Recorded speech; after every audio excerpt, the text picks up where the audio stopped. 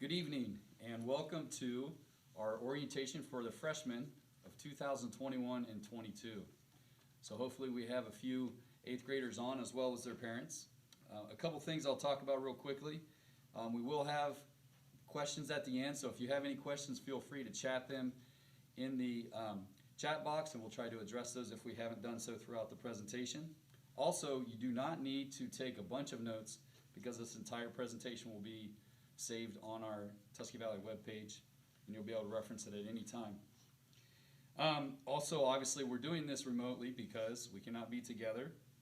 And one thing that we're going to try to do is ourselves keep some social distance so that we can take our mask off, so hopefully you'll be able to understand us a little bit more clearly. So I'll introduce myself. I'm Mr. Phillips, the high school principal. I'll introduce Mrs. McElwee. She is one of our guidance counselors. And our other guidance counselor is Ms. Amendola. And so at this time, I will turn it over to Ms. Amendola to begin some of the information that we're going to give you tonight.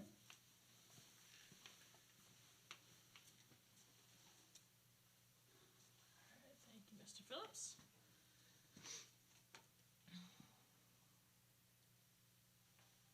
All right, so we're going to start with the basics. So for graduation, here at Tusky Valley, you need 4 credits of English, 4 credits of math, 3 of science, 3 of social studies, and then you need a half credit each of health and PE. PE is actually broken into 2 different classes, so you'll need to take 2 to get that half credit. And then a fine arts credit, 7 different electives credits, and then we're going to talk more in depth later about the community service requirement, but just know that in order to graduate here at Tusky Valley, you need 16 hours of community service as well. So the fine arts credit, again, they're half credits taken over 2 semesters for 1 full credit. This can be met in either 7th or 8th grade, so band, choir, if you take art as a middle school student. Here at the high school, some of the options for this electives, these fine art credits are choir, select choir, history of rock, and beginning guitar. You also take economics and financial literacy in social studies. And then CPR is a requirement. It is usually given in your health class. And all of these then add for a total of 22 credits to graduate from Tusky Valley. So just to interject real quickly, sorry. The 7th and 8th grade, if you take band, choir for a full year, or advanced art for a full year in that 7th and 8th grade year, those will count as your fine arts waiver. So we do not have to take a fine art in high school, but we'll speak a little bit more about the advantages of taking a fine art. Also, instructions in economic and financial literacy. This is something that we get questions about from parents all the time, because if you go on to ODE and you look at our graduation requirements by the state, they always list economics and financial literacy. This is something we build into our social studies curriculum, so not necessarily something that you need to worry about your child taking economics in high school. Okay. And then some more options for electives here at the high school. You can take a foreign language. This is not a graduation requirement, however. It's just an option that you have. And then we also have CCP courses through Kent, Akron, Stark State, many other places. And then AP courses as well. Just take a look at the guidance webpage for all of the information regarding CCP and AP.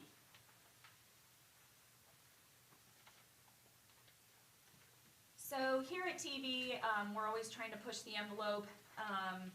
We are changing and implementing new opportunities at all times. So last year we had implemented a new course that is part of the project Lead the Way. Most students, when they hear Project Lead the Way, that usually means the engineering track, but last year we added the biomedical track. So last year we added Principles of Biomedical Science, and that's gone very, very well. We've had great success with that class. So next year we are hoping to add Human Body Systems. Again, this is with Mrs. Tidrick. In this, some of the things that you'll do in class is identify a skeleton using forensic anthropology and DNA analysis. So really interesting stuff going on. We gear some of these classes towards students that are interested in working in the medical field. Also new for 2021-22, I did not write the right date on the top of that. We're going to be adding in AP Physics. So this is a higher level physics class than we've ever had before. And we'll talk a little bit more about AP and what's required of AP and why we encourage our students to take AP classes.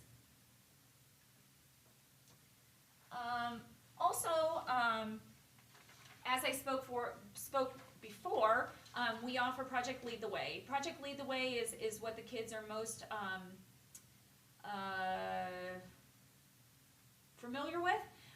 And so some of those classes that they're taking at the middle school for the after-school programs, those are going to segue into our Project Lead the Way. So the courses include Intro to Engineering and Design, often called IED, Principles of Engineering, Digital Electronics, and Computer Integrated Manufacturing.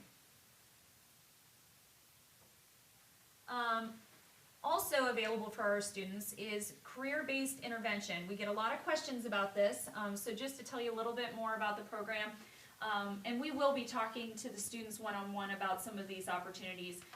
This is CBI, so our freshman and sophomore, the instructor is Mr. Recktenwalt, junior and senior is Mr. Chad Wallick. CBI consists of 2 periods, so one is a related period. This is where the students are going to be in class. They're going to learn about job readiness, resume, interviewing, and then they are going to have a work block. So usually for our freshmen and sophomore, they're either going to one of our schools in the district or working at the high school, and they in fact get a paycheck for their work that they complete.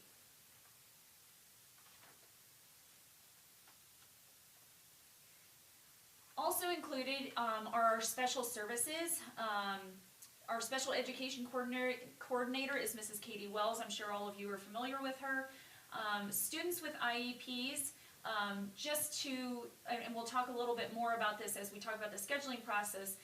Schedules that you create for your freshman year will reflect your child's IEP. We will meet with the child's intervention specialist and complete those core classes that they need. Something you might want to talk to your child about, and as I said, we'll talk about the scheduling process, is when they come home to talk to you about scheduling, they will be in charge of selecting their own electives. So band, art, music, CBI, just things to consider when making that schedule.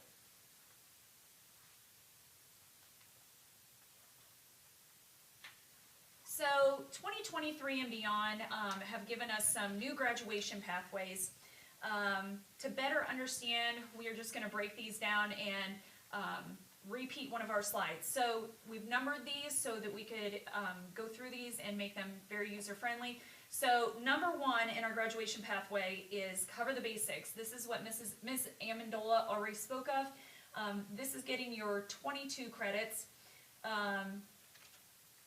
Our 22 credits. Oh! One more, Mr. Phillips.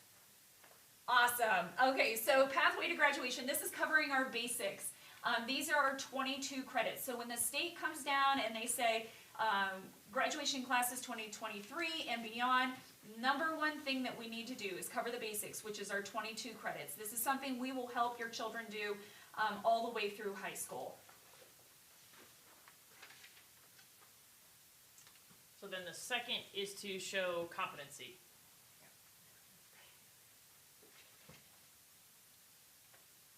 Okay, so showing competency, the end of course assessments, the students will still need to sit for all of the test areas. So your English 2, algebra, geometry, biology, all of the end of course assessments that we sit for now. The students must also show proficiency, which is a score of 3 or higher on their English 2 or their algebra 1. This is where that competency piece comes in. So they sit for all the tests and must score a 3 or higher on ELA 2 or Algebra 1, and Algebra 1, sorry. If the student does not reach that 3 or higher, that proficiency mark in English 2 and Algebra 1, they must retake that exam at least one more time to try and get to that 3. Okay, so if they don't reach that 3 the first time, they sit for those 2 tests again to try to reach that proficiency mark. If they do not reach that 3 on the second go around, they have to meet one of 3 other options that the state has set up. So these are the 3 different pathways, and once I talk about each of them, I will have the reference guide clicked on so you can see a further breakdown. So one of the options is taking and earning a college level math or English credit, so that's the college credit plus option. The career experience and technical skills, this is an option for a lot of our Buckeye students, so the web exams, the credentials that they get through their programs. And then the third option is military readiness. So it is a signed contract that you plan to join a branch of our military services. So if you want to go ahead and click that reference guide just to show the breakdown. And this further explains 1, 2, and 3 that we'll talk about in a second of the pathways for the classes of 2023 and beyond. So the first was the basics. The second was what I just talked about, showing competency. And the third is what Mrs. McElwee will talk about right now.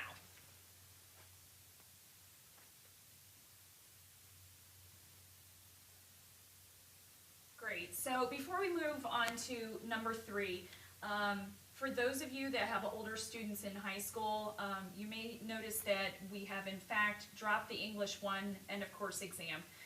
So that will no longer be a tested subject area.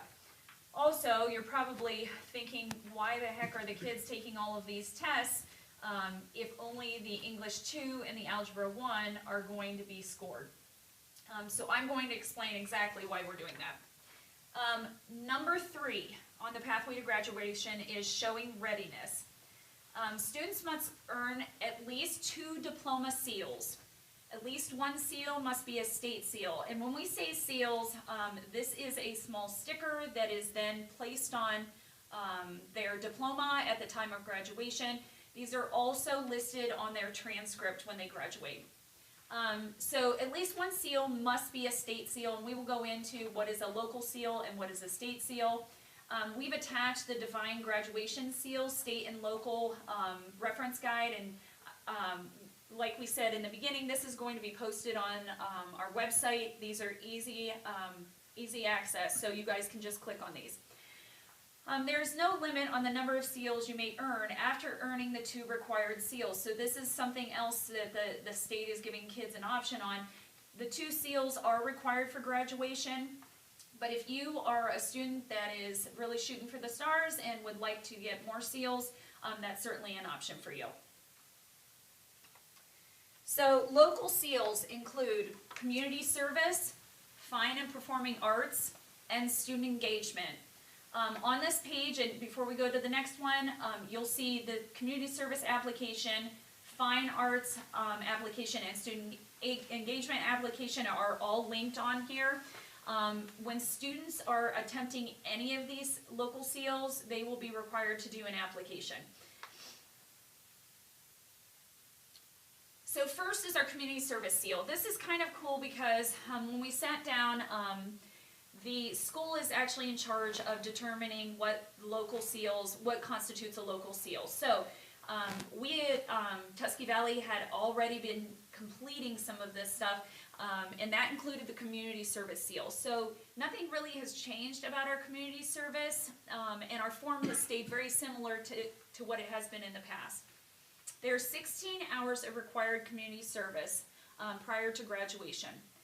14 of the hours of approved community service are due by May 1st of senior year. That leaves the last 2 hours that are required for a senior walkthrough. So this is where our students, and hopefully we get to do this year, this is where our students get their cap and gown on, and we visit the elementary buildings in the district, and we get to walk around and visit with the kids, and they get to see it's something to shoot for, just graduating and how grown up the kids are. It's actually really fun for the staff members also, seeing the kids all grown up. So community service procedure, and these, all of these restrictions or provisions are listed on our community service form. Students will choose from a pre-approved list of local and county businesses and organizations. This list just helps us keep our community service based in our community, so that we're helping out our neighbors. If necessary, contact the organization to schedule time to perform the service. Lots of community service organizations are just happy when we show up, but we will also be advertising community service opportunities on the guidance announcements and the high school announcements. So that's always in a box up at the top of the high school announcements, and just something you need to keep an eye on. You need to obtain the official community service seal form from the guidance website and take with you to your supervisor to sign off. So this is our normal community service form. We've tweaked it a bit to meet that service seal expectation, but you will need to get that prior to and have the supervisor sign off. In the past, and if any of you have grads, I want to say we changed this policy maybe 2 years ago. It used to be that guidance had to sign off and give permission for the community service prior to it being served. That is no longer the case. So as long as the service is listed on the community service form, you are good to go. If you want to, in fact, do a community service that is not listed on the form, feel free to come down to the guidance office and we will discuss if that's an appropriate service. Once the form is completed, along with the student reflection section of the form, you may turn that into guidance, and we do keep track of those hours. So hours cannot be completed outside of our school day. If there is a extenuating circumstance, please come and see guidance or see Mr. Phillips prior to doing anything. Supervisors cannot be relatives of the student. Students can begin accumulating hours the summer after 8th grade, so this does definitely pertain to you guys. The summer after 8th grade, you can go ahead and get started on those 14 hours. Students will have the opportunity to obtain 3 hours per year through participation and pay it forward, and we're really hoping we get to institute this back this year or possibly next year. This is a day where we leave the school and go out into the community, and we get 3 community service hours for every student for helping out. Community service hours are required for graduation at Tusky Valley, and they must be completed, or when they are completed, they will be displayed on your high school transcripts. So, like I said, prior to, this is a very user-friendly. We've already done community service, we've always required community service, and now it's also meeting one of those graduation seals. So that's one of our local seals. The next local seal is fine and performing arts. Students must earn at least 4 points of approved fine arts program electives. Students may also earn the seal by participating in 4 full seasons of an approved fine or performing arts extracurricular activity. In order for participation in the fine performing arts extracurricular activity to count towards earning the seal, the students must participate in the entire scheduled season of the activity. This is very, very similar to a PE waiver, which Mr. Phillips is going to explain moving forward in the presentation. But you'll see the similarities. So basically, you need to have a certain amount of participation. You need to participate in the entire activity in order to get the point for that activity. Participation must be verified by a teacher or program advisor, and that is very much spelled out on the application. So qualifying classes that are each worth 1 point would be 1 through 4, beginning guitar and history of rock, which are 1 point together. Humanities, which is a full year class, would count as 1. Choir, select choir and band. Qualifying extracurricular activities for us right now are the fall play, the spring musical, and participating in speech and debate. And always, additional activities may be submitted to guidance for approval if you are participating in something out in the community. We'd love for you to do that, and just as long as you ask prior to, we can make sure that that meets the seal requirements. Next up is our student engagement seal. This is the last local seal, so we have 3 local seals. Students may earn a student engagement seal by earning at least 4 points again in that approved school-based activities list.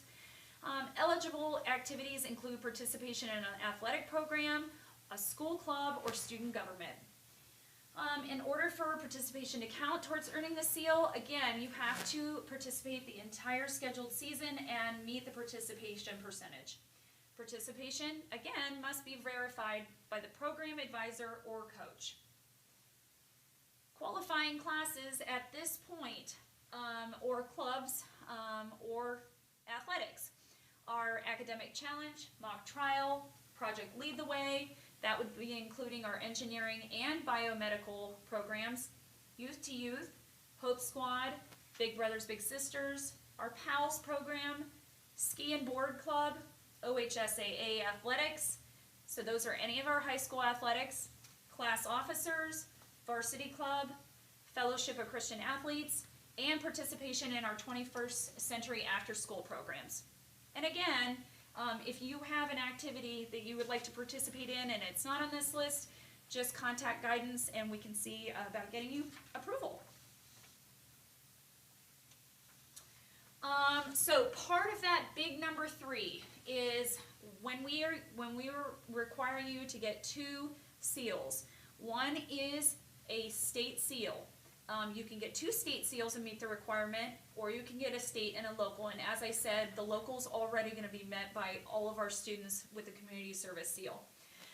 Among the state seals, just to name a few, and we, by clicking on that reference guide at some of the previous slides, certainly can have more information.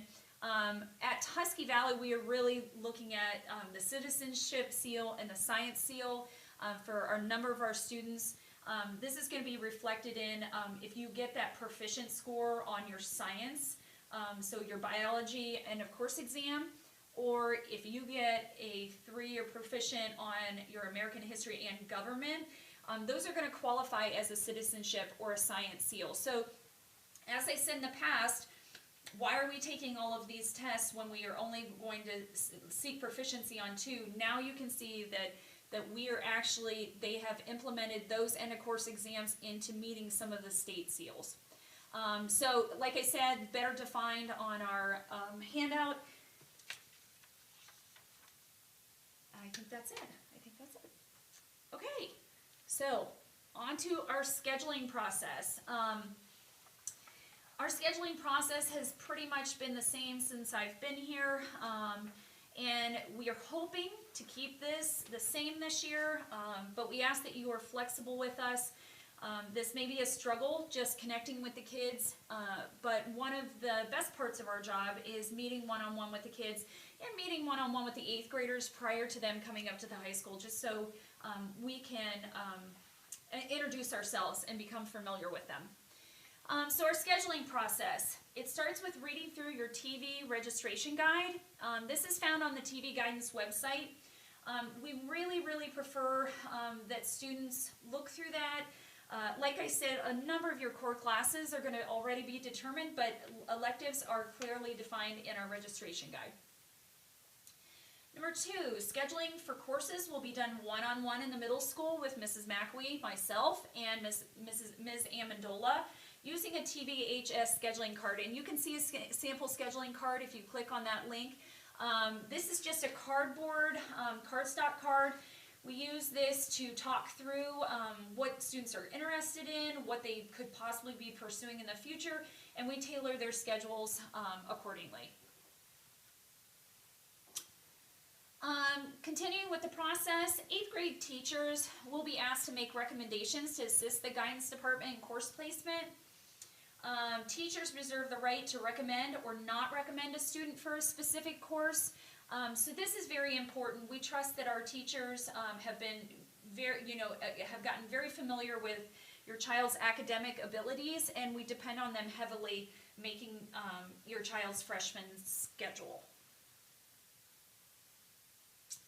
So, freshman schedule, this is basically what it's going to look like. You're going to have your 4 core classes that are required. This is going to include a math an English, a science, and a social studies. Additionally, for freshmen, we really recommend if you are going to take PE to go ahead and start that your freshman year, or if you're going to do the PE waiver, that is definitely something that we will be talking about during our one-on-one meetings with each student. And getting health, which is a half year, out of the way. These proposed courses are required prior to students going to Buckeye. They usually go to Buckeye their junior and senior years. So these are kind of like our entry-level courses that we'd like to check off so that your children have more opportunities their sophomore, junior, and senior years to take any amount of classes, even college-level classes that they want to. So, number 3, take your scheduling card home. Review your selections with a parent or guardian. So after Ms. Amendola and myself are done with the scheduling cards, we make a quick copy because sometimes 8th graders lose their cards. And we send your child home with their scheduling card. A parent and the student must sign the card. That does not mean you're completely locked in, but it does mean that you've looked at the card, you note what your child could possibly be taking. We then hand out schedules in late spring. These schedules look a little different than the schedules the kids get on their first day of school, even their middle school schedules.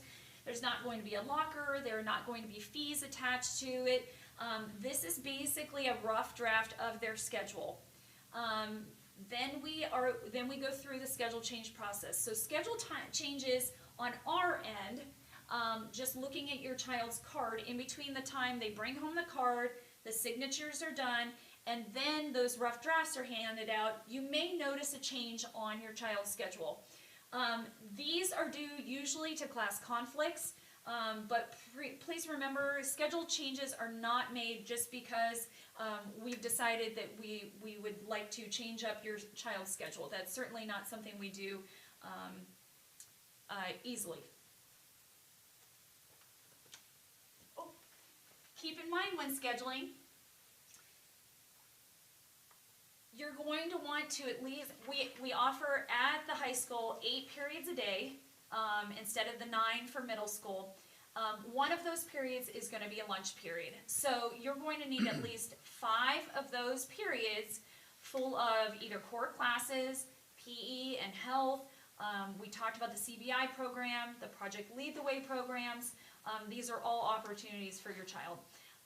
We do ask their freshman year, and we are fine if they choose not to have a study hall and would like to schedule over the study hall, but if you know your child and they need that time at home, or they're heavily involved in extracurriculars, and I'm sorry, not need that time at home, they don't have enough time at home and they need to do that at school, make sure that you schedule them at least one study hall. And that, again, is a conversation that Ms. Amendola and myself will have with the students.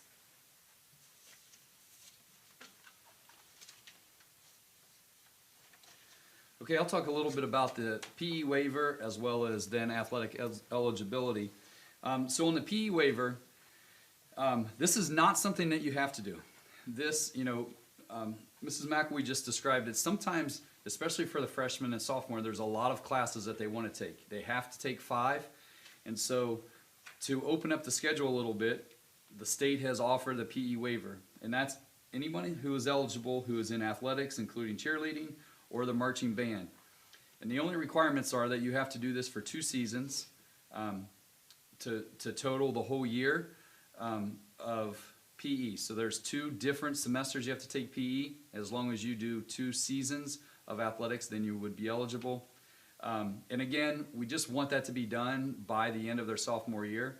That opens up options as far as going to Buckeye Career Center, CBI, our AP classes, CCP classes, and things like that. So we'd like to get that out of the way.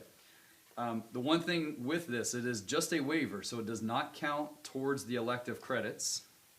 If you want to use them for elective credits, you're welcome to stay in PE, even if you are a varsity athlete all 4 years. It's completely up to you. Okay, next, athletic eligibility. So if you're going to participate in sports. You must be passing 5 courses the 9 weeks prior to the season, or in some cases the season starts and we're into 9 weeks. You have to pass those 5 classes, at least 5 classes. This is based on OHSA, to be eligible to continue playing when that 9 weeks is over. The second part to that is we at Tusky Valley require that the GPA be a minimum of 1.7. So you have to do both, pass 5 classes as well as maintain a 1.7 GPA to be eligible for the next 9 weeks of athletics. One thing we recommend is that you always take 6 courses just in case something happens. You have a bad time and you end up failing 1 class. You still have 5 left that you can pass, and hopefully you do well on those to average a 1.7. Another thing about this athletic eligibility and moving down to the NCAA requirements, make sure if you have any aspirations to play college sports that you take a look at the NCAA approved courses.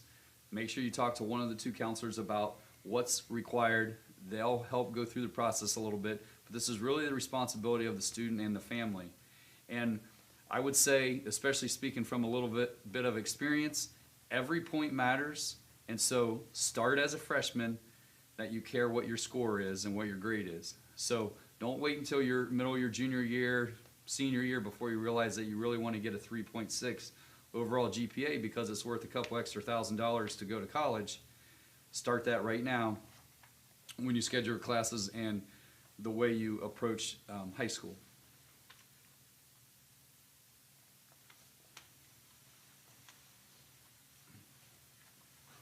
So real quickly, just piggybacking off of what Mr. Phillips just said, some of our students in the 8th grade are taking high school level classes. So that may be Algebra 1, German, or Spanish. So just be mindful, that starts your high school transcript. So those grades ultimately will figure into your cumulative GPA, and that is the GPA that colleges will see upon graduation. So just make sure that if you are struggling in those classes right now, that you're asking for help so that you can be successful. Last on our list is the schedule change policy. So changes in your schedule must be made before the upcoming school year begins. Changes are to be made during the schedule change window, and that will be advertised. So normally, and I ask again that we have flexibility moving forward. Who knows what 2021 is going to bring. But normally, there will be, we will get schedules out by May 1st. We will then have a small window, usually a 2-week window for 8th graders, to take a look at that rough draft schedule, make any tweaks, ask for any schedule changes, and then after that, there will be no schedule changes in the fall. So after that window's closed in the spring, we don't do any changes in the fall. The one exception to the schedule change policy is dropping band. So band is considered a co-curricular and counts as both a high school course and an extracurricular. This change will only be accepted prior to the first day of school. So if you decide after band camp and experiencing band during the summer, this is not a good fit for you, then this is the one exception to the schedule change policy. Where we tweak the schedule change policy also is for second semester courses. So you guys are very used to quarter courses, and those are called cycles. Are those called cycles at the middle school? Or specials, and those usually run within a quarter. So we don't have any quarter classes that just run a 9 weeks at the high school. Everything that we have either runs all year or for a semester. So if you have a second semester course, no student shall drop a course after the first 3 days of the second semester. So after the first 3 days of the second semester, a drop, regardless of the program or location, will result in a WF, which is a withdraw failed. That is an F on your transcript, and it will be there permanently. So that is something to be mindful of. We have a lot of students when they come up, just because this is different from middle school, if you in fact do a schedule change outside of that spring schedule change window for any all year or semester 1 year classes, semester 1 classes, that will result in a withdraw fail for the semester and for the year. Then it changes if you have a second semester course. So say I sign up for health second semester, I have the first 3 days of health in January to change my schedule and possibly drop it. We will definitely be going over this process and this policy again and again. It is in fact listed on your schedule card, so you can see it in black and white prior to signing off on your student's schedule. So how to make a schedule change, I'm so sorry. Yeah, thanks. How to make a schedule change. This differs as you get a little bit older in high school, but for middle schoolers, to make it very user-friendly, we ask that parents or students email either counselor by the schedule change deadline. So again, we're adhering to that window. We'd like to get the emails within that window. And then we also do offer against recommendation forms. I will be tweaking the against recommendation forms and putting a deadline on those. Those are usually in May, towards the end of May. This is in case you are in disagreement with a teacher recommended course and you feel that your child should be in a different course. You can use an against recommendation form. Honestly, we really don't recommend the against recommendation forms. Usually the teacher, as I said before, is very proficient with the students' academic abilities, and we rely heavily on them. But we have used these in the past, sometimes successful, sometimes not. So we do have one more thing to talk about, honors diploma and graduating with honors. So if you are thinking about potentially earning an honors diploma, this is something that as an incoming freshman you need to think about now because of the additional coursework and credits that are required. So if you remember back to the start of the PowerPoint, in order to graduate from high school, you need 22 credits, which is 4 English, 4 math, 3 science, and 3 social studies. The honors diploma requires 1 more additional credit in science. In social studies, you need to earn 3 foreign language credits, as well as the fine arts credits. So in order to earn this Ohio Honors Diploma, you must meet 7 of the 8 criteria that are listed. So for example, let's say that your GPA is only a 3.4. You have to hit all those other markers, 4 math, 4 science, 4 social studies, as well as a 27 or higher on the ACT to throw out the GPA. And you can mix and match this, but you must meet 7 of the 8 criteria. If you click on that Ohio Honors Diploma link, it will take you to all of the potential honors diplomas that Ohio offers. This is just the basic one, basic level honors diploma. Yes, and if you click on that Ohio Honors Diploma, you don't have to. If you click on this as the reference guide, it lists every honors diploma that Ohio is currently offering. So our last slide is our Tusky Valley High School cum laude system. So back when I was in high school and a number of you parents were in high school, we had valedictorian and salutatorian. A number of years ago, Tusky Valley went to a cum laude system. So obviously this is mapped out and you can read through the graph, but just to give you guys an idea, we offer 3 levels of cum laude. The lowest is cum laude, the middle is magna cum laude, and then our highest level is summa cum laude. So with the cum laude, the base level, any combination of courses can be used to achieve this, 3.5 GPA, 23 or higher on your ACT. Then we move up to the magna. This is where students are then required to take 2 or more AP courses, or 16 or more college credit plus hours, or a combination. And again, this is something that we tend to track with the students, for the students. Or they can earn 4 credits in an industry credential through Career Tech or an articulated Career Tech and Readiness program. This is a 3.7 GPA and a 25 ACT. And then our students that are really shooting for the top, summa cum laude, this is 4 or more AP courses, or 32 or more college credit plus hours, or a combination. And again, we've tied in that industry credential, 3.85 GPA or above, 27 or higher on your ACT. So these are announced at graduation, and these are also woven within our Scholars Banquet that we hold in May. Okay, awesome. Communication is key, especially in high school. This is super important. You guys are already very similar with Progress Book, how to access current grades, as well as click on the grade cards.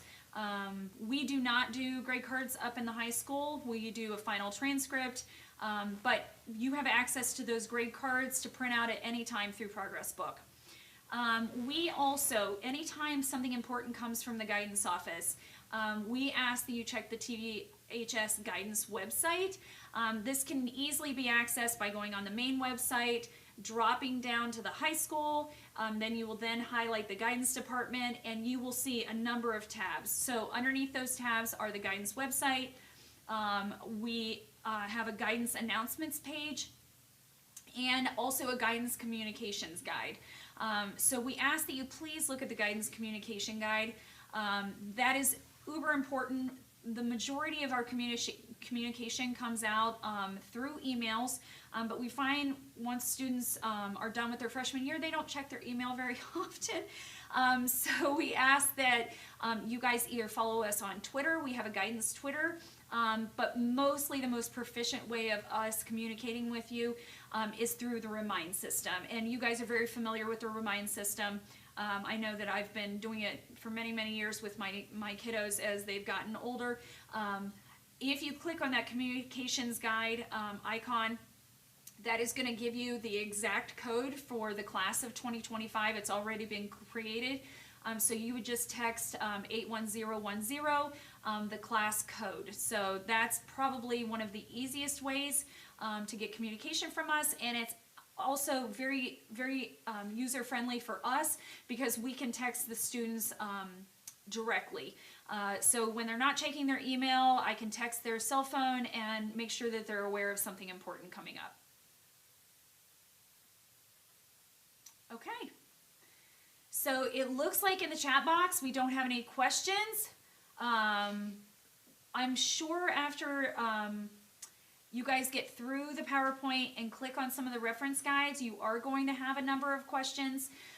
Please feel free to email both of us. We're here at the school working even though you're at home. And right now, that's probably the easiest way to get a hold of us. Can you think of anything else? Mr. Phillips, can you think of anything else? Nope. Nope. Okay, thank you so much for joining us.